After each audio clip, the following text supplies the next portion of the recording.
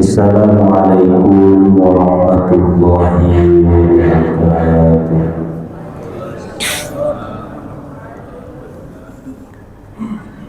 Bismillah, alhamdulillah, wassalatu wassalamu ala rasulillah Sayyidina wa maulana Muhammad ibn Abdillah.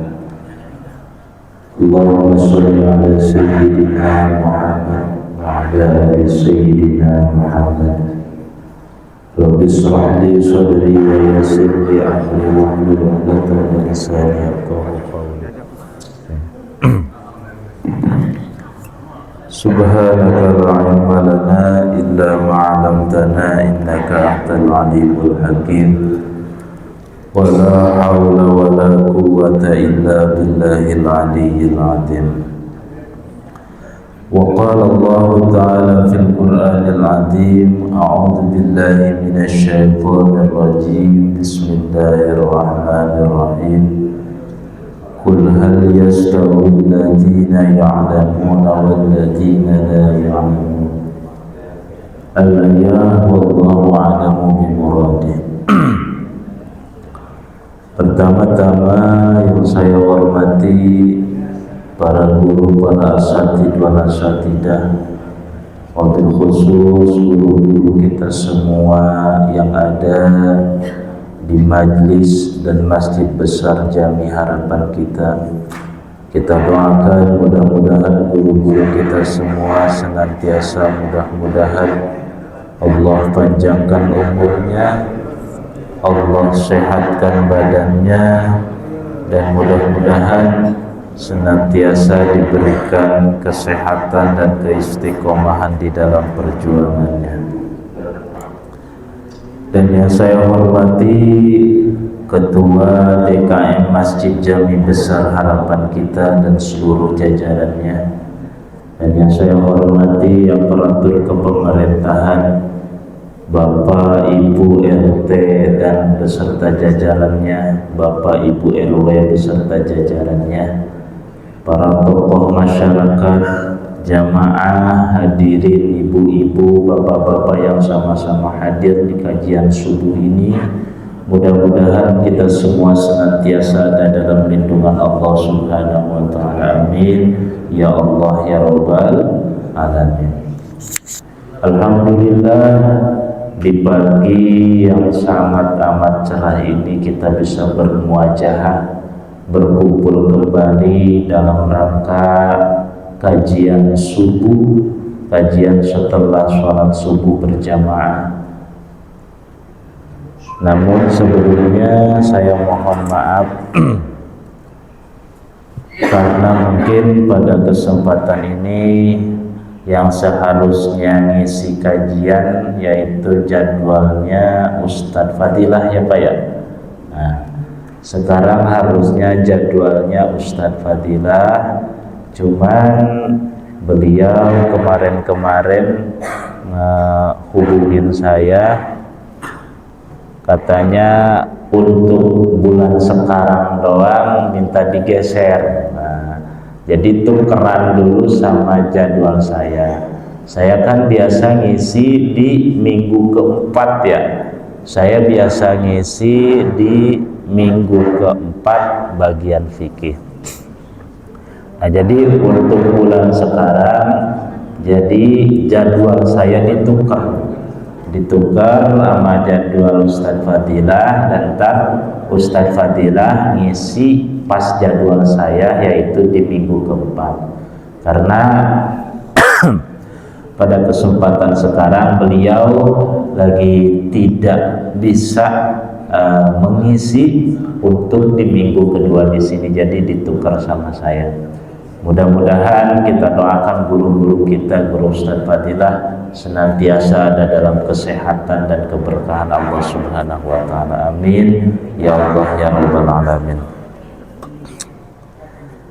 Bismillahirrahmanirrahim. Kita lanjutkan kajian yang sebelumnya yang telah kita bahas Alhamdulillah, pada kesempatan kemarin pas pertemuan saya, kita menjelaskan tentang nawaqidul wudu atau hal-hal yang dapat membatalkan terhadap wudu. Jadi ketika membicarakan hal-hal yang dapat membatalkan wudu, maka ketika kita melaksanakan atau melakukan kegiatan salah satu yang dapat membatalkan wudu, maka otomatis dengan sendirinya wudu kita menjadi batal. Kemarin sudah dibahas seluruh daripada nawaqidul wudu itu, jumlahnya ada berapa? Di dalam kitab Fathul Qorib yang kita kaji ada 5 perkara yang dapat membatalkan terhadap wudu. Apa saja kemarin yang kelima? Yang pertama, ma kharaja min ahadis sabilain, yaitu adanya yang keluar daripada salah satu lubang dua. Apa itu lubang dua? Ai al-qubul wad dubur, yaitu lubang depan sama lubang belakang. Kemarin udah kita perjelas pembahasannya. Yang kedua, apa yang dapat membatalkan wudu itu? An-naumu ala ghairi hayatil mutamakin. Yang kedua, kata kemarin, yang dapat membatalkan wudu itu adalah tidur yang mana tidur tersebut tidak dalam keadaan duduk. Jadi tidur selain tidur dalam keadaan duduk, yang yang duduknya itu sampai dengan sadarnya terbangunnya dari tidur, maka selain duduk seperti itu dapat membatalkan wudu. Yang ketiga, zawalul akli, yaitu hilangnya akal. Ketika kita mempunyai wudu lalu akal kita hilang, hilang akalnya itu disebabkan selain daripada tidur. Karena kenapa? Karena kemarin kan kalau tidur mah udah pasti itu membatalkan wudu. Tapi zawalul akli selain dari tidur, seperti apa? Seperti pingsan, seperti kemarin banyak udah dijelaskan. Bisakrin au marodin, atau misalkan punya penyakit, nah seperti itu, hilang akalnya. Yang ketiga, yang keempat, lamsur rajulil mar'ah, yaitu berkenaannya antara kulit laki-laki dengan perempuan. Yang kelima, yang terakhir, masuk parjil adami bibatinil kaf, yaitu memegang kepunyaan alat kelamin baik laki-laki atau perempuan bibatinil kaf, yaitu dengan apa bahasa Indonesia ini, telapak tangan bagian dalam, begitu kan, tangan bagian dalam. Nah, beres semua yang 5 pas pertemuan kemarin sudah kita bahas. Nah, pada kesempatan ini saya ingin memperpanjang atau memperluas pembahasan yang nomor 4, yaitu lamsur rajulil mar'ah, atau dalam redaksi kitab yang lain seperti redaksi Imam Nawawi, iltiqa'u basyaratai rajulin, yaitu bertemunya dalam artian bertemu di situ iltiqo, kena. Nah, bertemu itu kan tidak harus kena, betul. Saya bertemu bermuajahah, bertatap-tatapan, tetapi bertatap-tatapan kita ini tidak saling kena. Nah, yang dimaksud yang dapat membatalkan wudu itu ada iltiqa'u basyaratai rajulin, yaitu berkenaannya dua kulit antara kulit laki-laki dengan kulit perempuan. Iltiqa'u basyaratai rajulin, bertemunya kulit laki-laki dengan perempuan itu dapat membatalkan terhadap wudu, atau redaksi dalam ini lamsur rajulil mar'ah. Nah, di sini yang kemarin saya ingin bahas, karena kenapa? Di dalam kitab ini ada penjelasannya al-ajnabiyah yang dapat membatalkan terhadap wudu itu ketika berkenaannya kulit laki-laki dengan perempuan yang ajnabiyah. Berkenaannya kulit laki-laki dengan perempuan yang ajnabiyah. Apa itu perempuan ajnabiyah? Perempuan ajnabiyah itu adalah perempuan yang bukan mahramnya. Ajnabi disebutnya, kalau bahasa Sunda bahasanya dengen-dengen, orang lain, begitu bahasanya, jauh orang lain. Nah, berarti kan timbul pertanyaan, emang ada perempuan yang mahram atau yang bukan ajnabi? Maka dari sini perempuan itu ada yang perempuan ajnabi, ada yang perempuan mahram. Nah, inti nama mahram sama goer mahram. Mahram sama bukan mahram. Nah, kalau kita menyebutnya muhrim, benar. Maaf, bukan muhrim, suka bilang begitu kan. Nah, itu salah secara kaidah bahasa Arab. Sebab apa? Menurut bahasa Arab beda, padahal sama. Jumlah hurufnya sama. Mahram sama muhrim, coba mim, ha, ro, mim, ada 4 huruf, mim, ha, ro, mim. Tetapi ketika berbeda barisnya, maka itulah kehebatan bahasa Arab. Satu baris saja itu bisa beda makna. Satu baris, mim, ha, ro, m, bisa dibaca apa aja? Mahram, muhrim, muharram. Kalau dibaca muharram maknanya apa? Bisa 2. Bisa bulan awal tahun Hijriyah disebut bulan Muharram. Bisa Muharram itu artinya apa? Haram. Hal yang diharamkan. Bisa dibaca muhrim. Nah, kalau muhrim apa? Orang yang sedang melaksanakan ihram.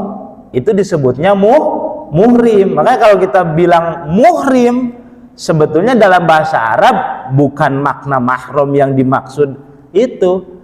Tetapi muhrim itu artinya orang yang sedang melaksanakan ihram, baik dalam haji ataupun dalam umroh. Nah, kalau ini maksudnya mahram, bahasanya bukan muhrim tapi mahram. Apa itu mahram? Yaitu perempuan-perempuan yang haram dinikahi abadan selamanya. Ntar ada yang abadan, yang selamanya, ada yang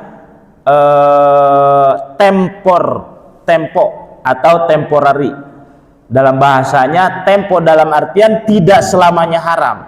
Perempuan tersebut haram untuk dinikahi, tetapi tidak selamanya haram.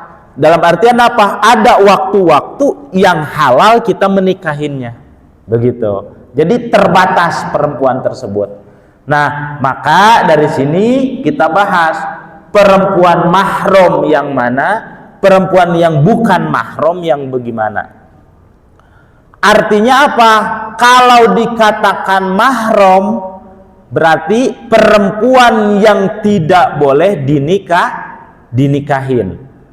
Perempuan-perempuan yang tidak boleh dinikahin ialah ketika kita bersentuhan kulit dengan perempuan tersebut, maka wudunya tidak batal. Nah, makanya saya pengen perjelas dalam bab ini. Karena kenapa? Karena ada perempuan-perempuan yang mahram kita. Kita mesti tahu Coba kalau misalkan kita kagak tahu mahram kita, atau misalkan saya tanya satu persatu, ini mahram perempuan kita bukan?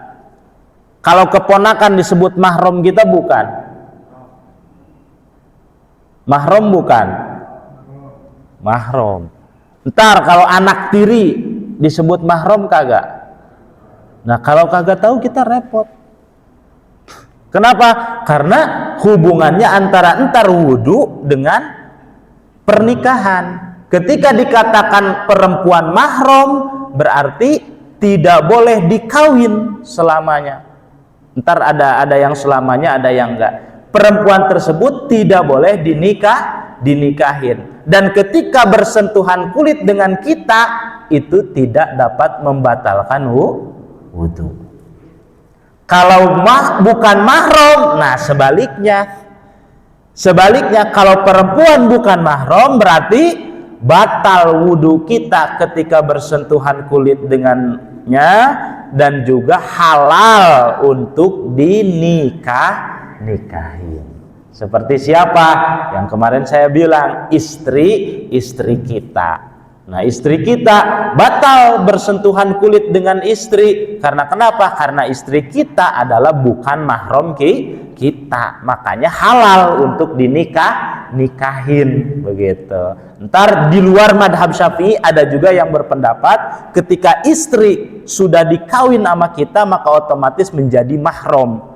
Ada yang berpendapat seperti itu, tapi kita fokus dulu di sini untuk mengkaji, karena yang dikajinya adalah madhab Imam Syafi'i seperti itu. Nah, lalu siapa saja perempuan mahram itu? Perempuan yang haram dinikahin dan juga tidak dapat membatalkan terhadap wudu. Apa saja? Jumlah perempuan tersebut ada 18. Jumlah perempuannya ada berapa? Ada 18. Yang 18 tersebut dibagi 3. Dibagi 3 jalur. Perempuan 18 tersebut yang mahram kita ini dibagi 3 jalur. Apa saja? Yang pertama, jalur nasab, artinya keturunan. Ketika berbicara keturunan, bisa ke atas, bisa ke bawah, bisa ke pinggir. Begitu kan kalau keturunan. Kalau ke atas, ibu, nenek, bapak, kakek. Ini lagi ngomongin perempuan. Ibu, nenek, terus di atas nenek, buyut, nenek-nenek, iya, dan seterusnya ke atas. Kalau ke bawah berarti anak, cucu, cicit, dan ke bawah terus. Nah, itu nasab. Yang kedua, ada jalurnya itu lewat rodho'ah atau persusuan. Nah, ntar dibahas. Ada persusuan. Makanya ada mahram persusuan. Kalau sekarang di Indonesia kayaknya kurang galib, tidak terbiasa.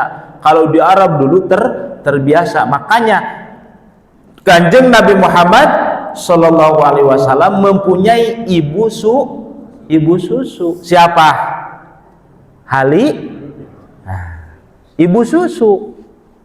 Ntar hukumnya mahram, sekalipun orang lain awalnya, tetapi karena persusuan menjadi mahram.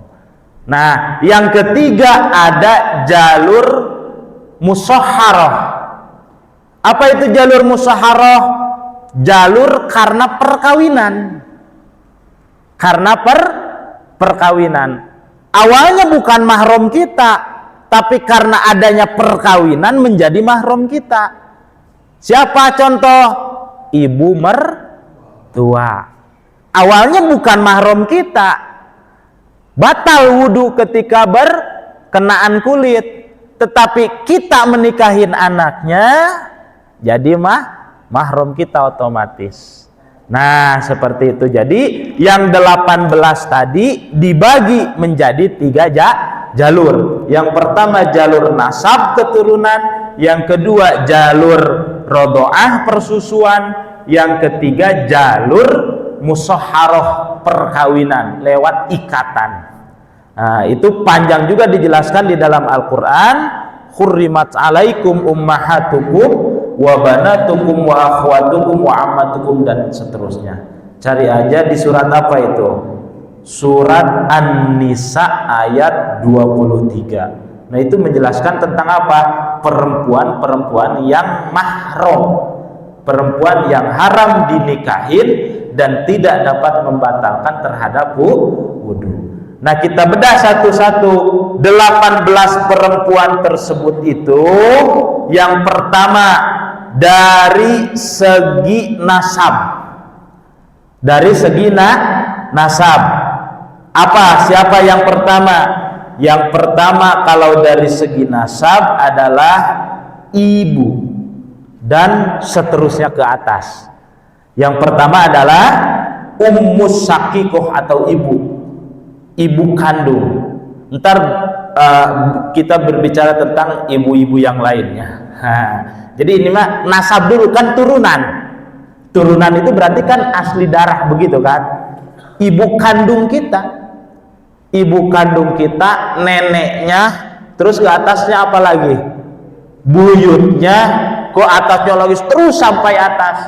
Itu adalah perempuan yang mahram kita, yang ketika bersentuhan kulit tidak membatalkan wudu, dan haram kita menikahinya. Haram menikahi ibu kandung. Wah, ibu kandung kita mah udah kagak adanya nenek kita, cuma nenek kita awet muda masih bening, kita ngelihatnya juga aduh pengen nikahin. Nah, kagak boleh,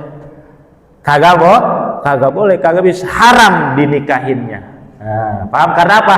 Karena perempuan tersebut mahram kita. Itu yang pertama. Yang kedua dari segi nasab itu adalah anak perempuan, anak dan seterusnya ke bawah. Anak perempuan kita punya anak perempuan. Maka anak kita perempuan, anak perempuan kita salim sama anak perempuan kita, maka tidak batal wudunya. Misalkan kita ayahnya mau sholat duha pagi-pagi, udah punya wudu, tiba-tiba anak kita mau pergi sekolah suntangan dulu, suntangan, nah kagak batal. Karena kenapa? Karena mahram kita, anak perempuan. Dan seterusnya ke bawah, cucu kita, anak perempuan kita, cucunya dan cicitnya dan sebagainya. Terus ke bawah, itu adalah haram untuk dinikahin atau disebutnya perempuan mahram. Yang ketiga, saudari perempuan. Saudari perempuan. Berarti siapa? Ke pinggir. Tadi ibu ke atas, anak ke bawah. Kalau adik, kalau saudari berarti ke pinggir. Saudari perempuan kita siapa? Adik atau kakak. Kita punya adik, kita punya kakak perempuan. Nah, itu kakak perempuan kita, adik perempuan itu adalah mahram kita. Ketika kita bersentuhan kulit, tidak batal wudu kita. Dan haram kita untuk menikahinya. Nah, seperti itu. Paham? Itu yang nomor 3. Nomor 4. Nomor 4 adalah amamah. Nah, amamah itu adalah bibi. Bahasa kitab amamah. Amamah itu bibi dari pihak ayah. Berarti adeknya ayah, begitu kan? Benar. Nah, amamah itu adalah bibi ataupun siapa kakaknya, bibi dari pihak ayah. Kita punya bapak kita punya adik perempuan. Nah, maka bibi kita itu disebutnya mahram kita. Haram kita menikahinya. Tidak batal kita ketika berkenaan bersentuhan kulit dengan dengan bibi. Karena kenapa? Karena mahram kita. Berarti itu masih jalur apa? Atas, ayah kita, tapi ayah kita punya adik bibi perempuan dari pihak ayah. Yang ke berapa? 1, 2, umun walad ukhtun amamah. Yang kelima ya. Yang kelima siapa? Bibi dari pihak ibu. Nah, tadi mah dari pihak ayah, sekarang mah dari pihak ibu. Kalau dari pihak ibu bahasa Arabnya kholah, kholatun, amamatun kholatun. Amamah dari pihak bapak, kholatun dari pihak ibu. Ibu kita punya bibi, punya adik. Nah, perempuan, maka bibi kita dari pihak ibu adalah sama, disebutnya apa? Mahromnya, mahrom kita. Nomor 5. Nomor 6, anak perempuan dari saudara laki-laki kita. Siapa? Keponakan. Kita punya saudara laki-laki. Kita punya saudara laki-laki, terus saudara laki-laki kita punya anaknya perempuan, maka anaknya perempuan tersebut atau keponakan kita itu namanya mahram kita, perempuan yang tidak boleh nikahin. Itu nomor 6. Tidak batal ketika kita keponakan, misalkan biasa keponakan kan dekat ya, kalau sama keponakan suka dekat, biasa keponakan suka apa-apa, kagak batal ketika bersentuhan kulit. Nah, yang terakhir, yang ke-7, anak perempuan dari saudari perempuan. Jadi baik saudaranya kita laki-laki ataupun perempuan. Ntar berbeda dengan tadi. Kalau tadi mah apa? Bibi mah hanya sebatas adik daripada bapak, adik daripada ibu. Ntar berbeda lagi kalau misalkan, kalau di atas bibi apa disebutnya bahasa Indonesia? Kalau bahasa Sunda mah uwa ya, uwa sama Indonesia juga ya, uwa beda lagi ntar.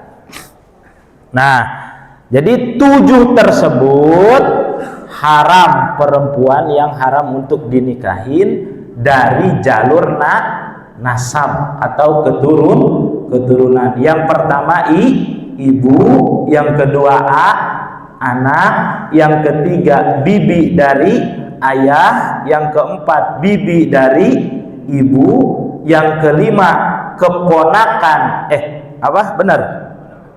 keponakan dari laki-laki, yang ke-7 keponakan dari perempuan. Nah, itu 7 daripada perempuan mahram kita haram untuk dikawin oleh kita dan tidak batal ketika bersentuhan kulit dengannya. Jalur nasab. Yang kedua ada jalur rodho'ah yang tadi saya bilang, yaitu sepersusuan. Jalur rodho'ah sama, jumlahnya ada 7, sama juga seperti yang barusan saya sebutkan, seperti dari nasab. Jadi kuat rodho'ah itu, persusuan itu kuat, bisa menjadi sebab seperti halnya nasab, nasab. Kenapa? Jadi mahram perempuannya, jadi mahram. Yang barusan dari perempuan nasab 7 orang tersebut mahram kita, di persusuan juga sama, 7 perempuan dalam sepersusuan disebut mahram kita. Cuman ada syaratnya. Syarat menyusuinya seperti apa? Yang pertama, syarat menyusuinya, bayinya, anaknya harus di bawah 2 tahun. Jadi kalau udah di atas 2 tahun udah kagak bisa. Harus di bawah umur 2 tahun. Misalkan kita punya anak tetangga baru ngelahirin. Tetangga kita misalkan, kan kadang ada perempuan yang suka ngelahirin itu, misalkan susunya tidak bagus, air susunya banyak kan kasusnya seperti itu, air susunya misalkan tidak bagus, atau misalkan iya kagak keluar si air susu itu. Ada, kalau zaman sekarang mah digantinya sama susu formula begitu kan. Kalau dulu mah belum ada susu formula, dengan apa ya, dengan apa, ASI, tetapi minta ke orang itu, disebutnya ibu susu seperti itu. Nah, syaratnya anaknya yang pertama harus di bawah umur 2 tahun. Makanya ada yang bertanya, mohon maaf, terus gimana agak ini kalau kita punya istri kita bagaimana? Atau kita kan udah bangkotan, kita suaminya juga udah di atas 2 tahun, minum air susu istri kita kagak jadi sebab mahram, kagak. Karena kenapa? Karena udah di atas 2 tahun. Jadi syarat yang pertama harus di bawah umur 2 tahun. Yang kedua, nyusuinnya itu harus sebanyak 5 kali sampai kenyang. Nah, harus sebanyak 5 kali sampai kenyang. Jadi maksudnya kagak misalkan cukuplah nyusuin doang, set.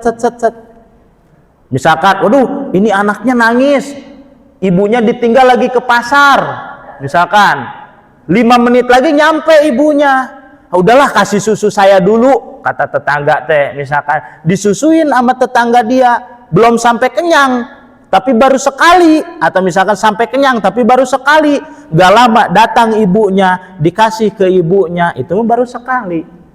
Nah, jadi harus 5 kali, itu pun dalam keadaan batas kenyang. Anak kecil, bayi kalau udah nyusunya udah kenyang, makan kelihatan.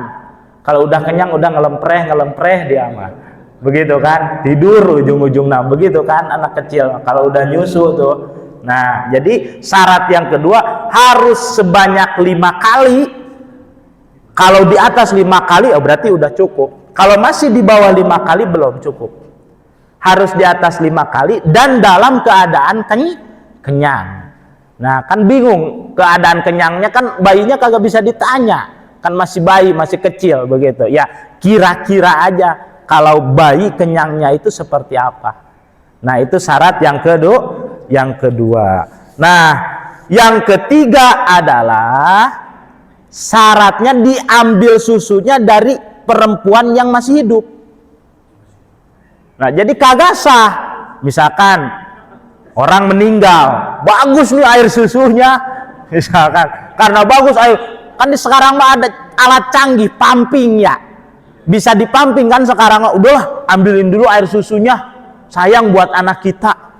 Kita nyetok misalkan nyampe 5 botol, ukuran misalkan kenyangnya anak kita 1 botol udah kenyang, 5 botol berarti udah dihitungnya 5 kali, 5 kenyang, 5 kali, berarti masuk dong hitungan. Nah, kagak bisa. Karena kenapa? Karena diambilnya dari perempuan yang sudah meninggal. Jadi harus diambil dari perempuan yang masih hidup. Gimana kalau kasusnya itu teh gara-gara pumping? Diambil susu mah ketika perempuannya masih hidup, tapi belum dikasihin karena disetok di kulkas.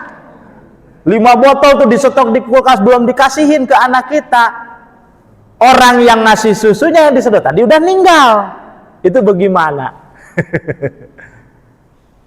Bisa masuk mahram? Bisa. Karena kenapa? Karena pengambilan air susunya ketika waktu masih hidup. Jadi yang dicatatkan itu pas pengambilan air susunya. Nah, seperti itu 3 syarat daripada persusuan. Jumlah perempuannya sama dengan tadi yang nasab, 7. Jadi ntar ibunya, anak sepersusuan, bibi sepersusuan, adik sepersusuan. Nah, itu tidak boleh. dinikahin dan tidak batal wudu. Yang terakhir yaitu jalur musyawarah. Jalur musyawarah itu apa? Jalur karena ada pertikahan ikatan. Siapa saja? Yang pertama mertua perempuan. Kan yang dibahas ini perempuan, mahram perempuan. Yaitu mertua perempuan. Selamanya kagak bisa dikawin. Sekalipun misalkan kita udah cerai sama istri kita, udahan, istri mah ada bekasnya. Bekas istri, bekas suami, tapi mertua mah sekalipun kita udah cerai tetap kagak ada istilah bekas mertua kita, kagak bisa.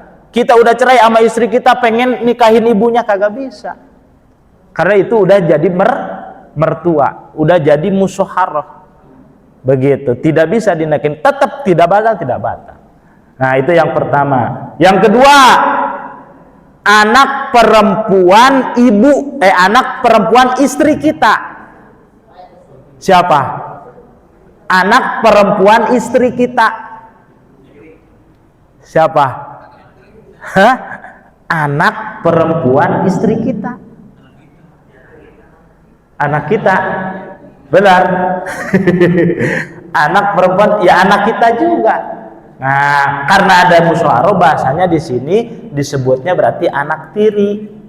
Nah, anak perempuan daripada ibu tiri. Jadi sebelum nikah sama kita dia udah punya anak perempuan. Nah, anak tiri kita itu sama hukumnya, menjadi apa? Menjadi mahram kita. Tidak boleh kita menikahin. Hah? Anak bawaan daripada si perempuannya. Nah, misalkan ada janda nih, ya janda apa randa disebutnya, sama aja. Ada janda nih, punya anak perempuan satu dia, aduh kasihan lah, kita nikahin aja. Udah kita lagi demen sama janda ini, kita nikahin. Nah, anak perempuan bawaan dia itu masih disebutnya mahram. Waduh, kita pas nikah sama emaknya pun malah kepincut anaknya tuh, begitu misalkan, malah kepincut anaknya kagak bisa. Karena kenapa? Karena udah nikahin emaknya, anaknya menjadi mahram. Ntar bisa, cuman syaratnya jangan dinikahin dulu kalau mau ke anaknya, kalau mau lari ke anaknya. Nah seperti itu. Yang ketiga dari musyawarah itu adalah istri bekas anak kandung. Gimana itu? Siapa? Mantu kita punya anak laki-laki, nikah anak kita sama perempuan itu disebutnya siapa? Mantu kita, mantu perempuan itu tidak bisa dinikah ataupun mahram, tidak batal wudu. Yang terakhir siapa? Yang terakhir dari segi mahram musyawarah yaitu adik ipar atau kakak ipar perempuan. Adik ipar atau kakak ipar perempuan itu mahram kita. Cuman ntar itu khusus, bahasanya ntar itu goer tab'id. Mahramnya itu goer tab'id. Jadi dalam kajian fikih adik ipar kakak ipar itu batal wudunya, tetapi haram dinikahin. Begitu. Kalau tadi kan disebut mahram itu haram ditikahin, berarti kagak batal wudu. Tetapi khusus nih untuk adik ipar sama kakak ipar haram dinikahin, tetapi batal wudunya. Kita pegangan sama adik ipar atau kakak ipar, batal wudu kita. Nah, makanya ntar penjelasannya itu apa sih namanya ikhtilaf khilafiyah juga. Karena kenapa? Karena ujungnya itu kenapa bisa batal wudhu kita? Karena suatu saat kita bisa nikahin dia. Jadi temponya yang tadi saya bilang, tempo ada suatu masa ketika adik ipar kakak ipar itu bisa kita nikahin. Kapan? Ketika kita sudah cerai atau misalkan udahan kawinnya sama adeknya atau kakaknya yang kita nikahin. Nah seperti itu, paham? Insya Allah itu dari segi musoharoh atau pernikahan. Yang pertama ibu mertua, yang kedua anak tiri, yang ketiga adalah ibu tiri, yang keempat menantu perempuan. Nah yang kelima ditambahnya itu tadi, makanya tidak masuk keempat. Karena kenapa? Karena nyilang dia mah, ada ipar atau kakak ipar mah. Mahram disebut mahram. Kenapa? Karena haram dinikahin. Haram kita nikah ke adik ipar, haram kita nikah ke kakak ipar selama kita masih ada pernikahan dengan saudaranya. Nah begitu, paham? Insya Allah. Makanya kalau mau nikahin adeknya atau nikahin kakak istri kita atau adik istri kita, ya kitanya harus udahan dulu sama istri kita. Makanya ada bahasa apa? Turun ranjang, begitu kan? Kalau orang tua dulu mah begitu. Karena apa? Karena saking pengen terus ikatan itu terus. Kalau orang tua dulu mah misalkan nikah sama kakaknya, umurnya kagak lama, kakaknya itu ninggal duluan. Lalu karena saking pengen terus ikatan itu terjaga, udah tuh nikahin aja lah adeknya. Bahasanya turun ranjang, begitu. Nah, atau kalau nikahin kakaknya disebutnya naik ranjang, begitu. Sama di sini. Iya, turun ranjang naik ranjang. Nah, cuman syaratnya harus selesai dulu nikahnya kita sama istri kita. Nah seperti itu. Nah itulah pembahasan tentang mahram dan goer mahram dan bukan mahram. Wallahu a'lam bishawab. Kalau yang sudah ditanyakan.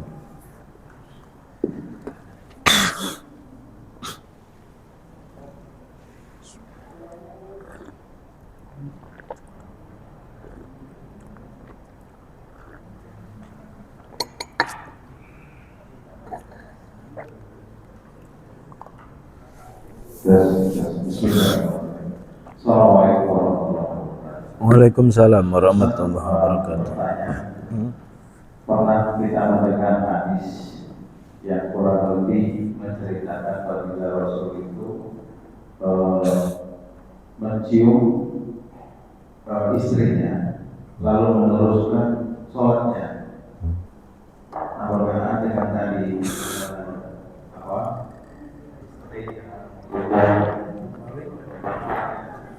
itu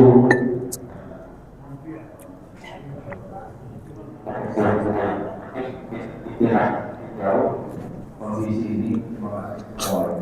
Waalaikumsalam warahmatullahi wabarakatuh. Satu-satu dulu apa gimana? Ditampung dulu. Satu-satu aja dulu. Nah, jadi emang ada riwayat yang barusan Bapak jelaskan, ada suatu riwayat hadis di mana suatu ketika Rasulullah SAW mau melaksanakan sholat, tetapi sebelum melaksanakan sholat beliau mencium kening istrinya dulu.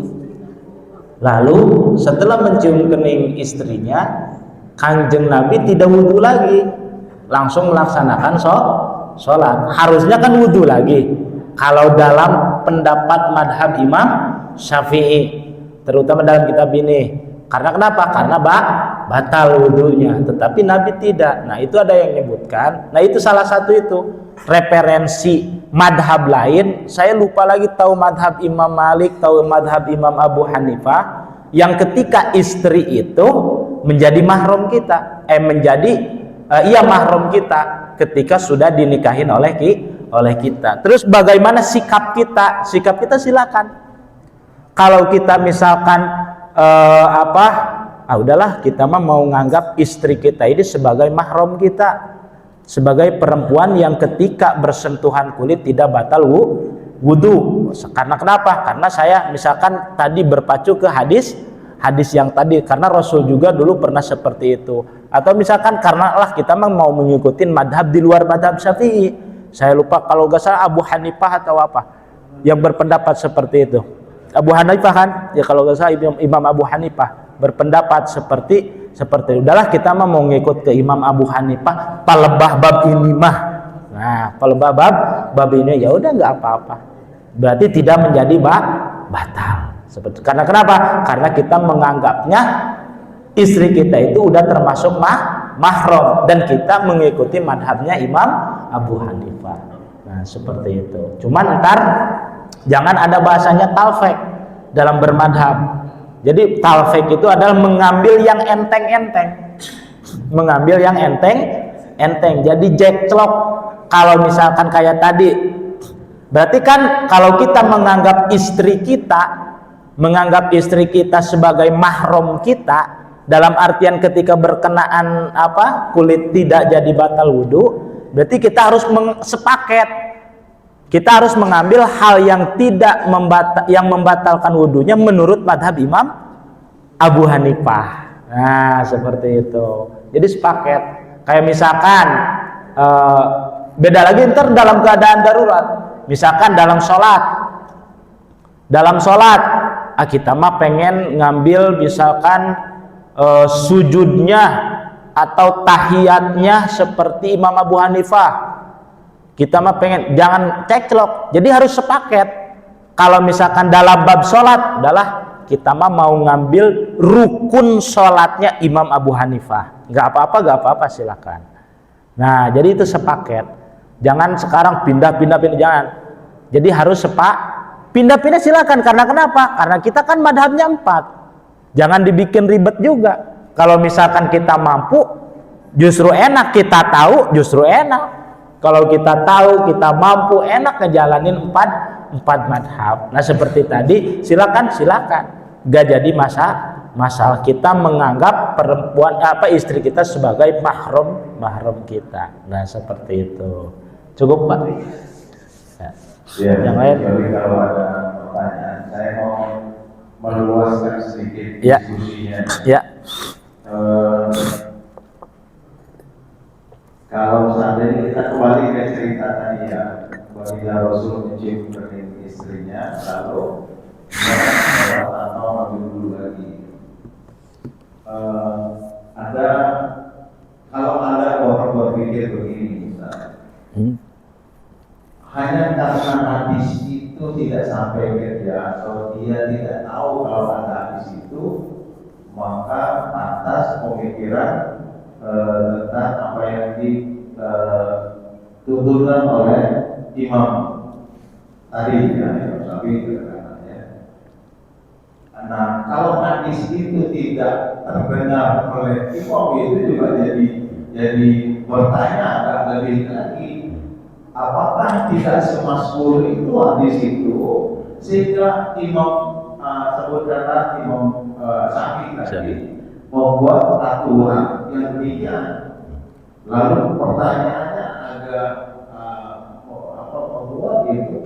Jadi sekarang aturan tentang membatalkan wudu tadi kan dia akan menyontoh kepada apa yang dicontohkan oleh Baginda Rasul, bahwa perkara ini katanya ada belakangan. Ya. Bukan pada saat Baginda Rasul. Nah, lalu kenapa bisa apa yang disampaikan oleh Imam Mazhab justru mengedepan atau membuka tadi apa yang dicontohkan oleh Baginda Rasul? Nah, itu kalau ada orang berpikir demikian tadi, kecuali hadis tadi, misalnya hadis palsu ya. Kalau hadisnya palsu selesai. Tapi kalau hadis itu ada asli sampai apa apalagi kalau apa namanya ya sudah hampir semua perawi hadis menyatakan benar adanya. Lalu di mana masalahnya ini? Kalau pertanyaannya demikian, mau bicara bisa. Jadi kita kan mempunyai dalam Islam itu, makanya ketika berislam itu jangan terlalu jangan terlalu keras, jangan terlalu fleksibel. Jadi Islam itu mudah dan memudahkan. Maksud memudahkan apa? Kan dari sumber hukumnya juga Islam itu ngeruntui. Ngeruntui kalau bahasa Sunda makan. Yang pertama Al-Quran, yang kedua hadis, begitu kan? Yang ketiga baru ijma, qaul ulama dan sebagainya.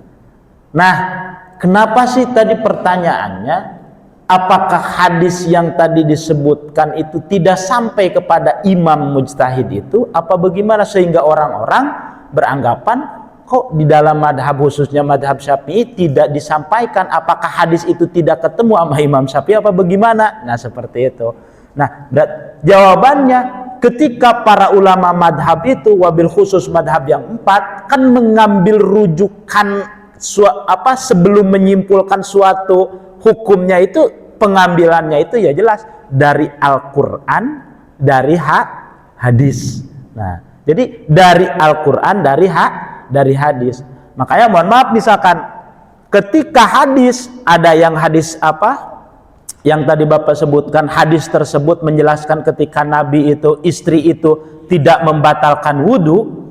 Tetapi kan di dalam, kalau misalkan kita balikin pertanyaan, sekarang di Al-Quran nggak ada yang menjelaskan bahwa istri itu tidak membatalkan wudhu.